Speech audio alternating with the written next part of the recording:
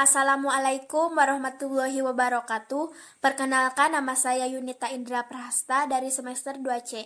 Di sini saya akan mereview materi mata kuliah Hukum Pidana pada pertemuan ke-13 yang didoseni oleh Ibu Profesor Dr. Hajah Heni Nuraini SHMH beserta asisten dosennya Bapak Dr. Emrendi Adidayandi SHMH. Pada pertemuan ke-13, pembahasannya mengenai responsi atau rangkuman materi dari bab 6 tentang kesalahan atau pertanggungjawaban pidana. Profesor Mulyanto mengatakan bahwa pidana ada 3 ciri, yaitu yang pertama perbuatan pidana, 2 pertanggungjawaban pidana, yang ketiga sanksi pidana. Bab 6 kesalahan atau pertanggungjawaban pidana. Pengertian kesalahan merupakan unsur subjektif tindak pidana yang tidak terdapat dalam KUHP tetapi terdapat dalam hukum tidak tertulis. Lalu ada unsur-unsur kesengajaan. Yang pertama yaitu kemampuan bertanggung jawab. Artinya kalau dia bersalah maka harus bertanggung jawab. Yang kedua adanya hubungan batin antara pelaku dengan perbuatannya, yaitu yang berupa kesengajaan atau kealpaan. Yang ketiga tidak adanya alasan pemaaf. Corak atau bentuk kesengajaan. Yang pertama ada kesengajaan dengan maksud atau bertujuan. Yang kedua ada kesengajaan dengan sadar kepastian. Yang ketiga ada kesengajaan dengan sadar kemungkinan atau bersyarat.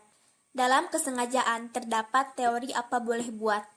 Nah, dalam teori ini keadaan batin si pelaku terhadap perbuatannya adalah sebagai berikut. Pertama, akibat itu sebenarnya tidak dikehendaki, bahkan pelaku benci atau takut akan kemungkinan timbulnya akibat tersebut.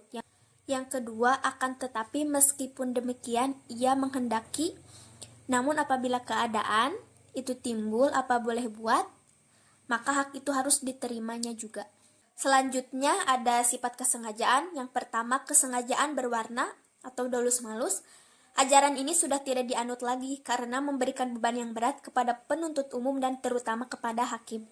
Yang kedua ada kesengajaan tidak berwarna. Terdapat asas lex dura sedita scripta, yaitu dengan diundangkannya hukum pidana maka setiap orang dianggap mengetahuinya. Oleh karena ini peraturan yang berlaku dan diundangkan mengikat setiap orang untuk mentaatinya. Pembagian atau jenis-jenis kesengajaan. Yang pertama ada dolus determinatus, yang kedua ada dolus indeterminatus, yang ketiga ada dolus alternatif, yang keempat ada dolus generalis. Yang kelima ada Weberse dolus generalis, yang keenam ada dolus indirectus atau error haptung, yang ketujuh ada dolus premeditatus, dan yang terakhir atau yang kedelapan dolus repentinus atau dolus impetus. Lalu lanjut ke materi selanjutnya yaitu kealpaan atau culpa.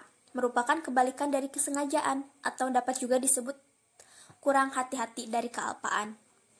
Lalu unsur-unsur kealpaan ada 2. Yang pertama pelaku dapat menduga terjadinya akibat perbuatan. Yang kedua pelaku kurang hati-hati. D. Kemampuan bertanggung jawab.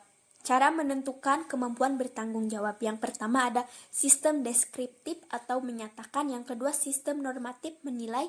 Yang ketiga ada sistem deskriptif normatif, yaitu gabungan dari menyatakan dan menilai. Nah, dalam perspektif KUHP Indonesia menganut sistem yang ketiga yaitu deskriptif normatif dengan alasan deskriptif artinya keadaan jiwa pelaku digambarkan oleh psikiater dan normatif artinya hakim yang menilai dan menyimpulkan perbuatan tersebut mampu atau tidak mampu yang didasarkan pada hasil pemeriksaan di pengadilan.